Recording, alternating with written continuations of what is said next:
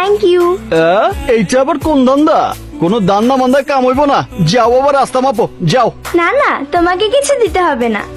তাইলে আমার জন্য কি একটা রোগ হয়েছে, ডাক্তার বলেছে আমি নাকি বাঁচবো না, কিন্তু যতদিন বাঁচবো প্রতিদিন আমাকে 1 ব্যাগ করে রক্ত দিতে বলেছে।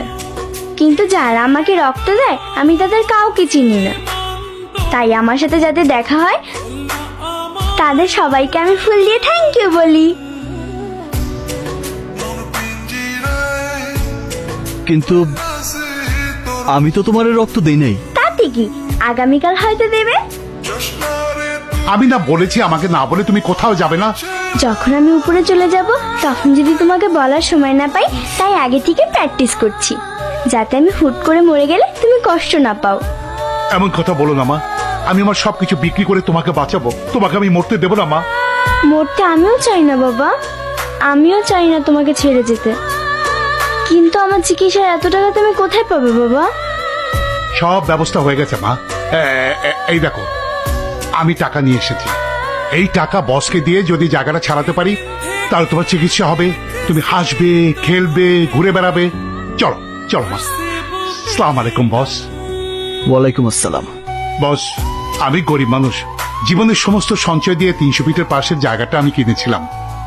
জায়গাটা ছাড়া আমার তেমন কিছুই নেই, বাড়ির সবকিছু বিক্রি করে আপনার জন্য আমি 1 লাখ টাকা নিয়ে এসেছি, চেতে বেশি। ওই মেয়ে শুনেন, 1-2 মধ্যে সিস্টেম করে ফেলামো। বচ কি রাস্তার মিসকিন নি? 10 লাখ টাকার 1 টাকা কম হইলে জায়গা হজম হয়ে যাইব। ভাই দয়া করেন, আমার পক্ষে আর টাকা দেওয়া সম্ভব না, তবে কথা দিচ্ছি যদি জায়গাটা বিক্রি করতে পারি তাহলে পুরো 10 লাখ টাকায় বসকে দেবো। বাকির নাম ফাঁকি। সিস্টেম, ওনার জায়গা ওনারে বুঝাই দিয়া। হ্যাঁ বস, এটা আপনি কি কইতাছেন?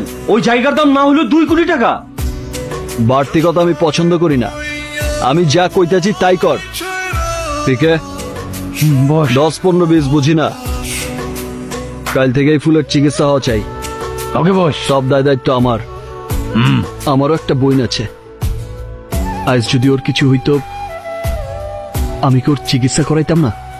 বস, আমি কথা দিচ্ছি জায়গা বিক্রি হলে জায়গা আপনার বিক্রি করতে হইব না, জায়গা বেচা আমার বোনটা বিয়া দিয়েন। মোটা একটা। তাহলে কতগুলো লাগবে? প্রমিস করতে হইব, যখনই আমার লগে দেখা হইব তখনই একটা করে পাপ্পি দিবা। তুমি আমার লক্ষ্মী ভাইয়া।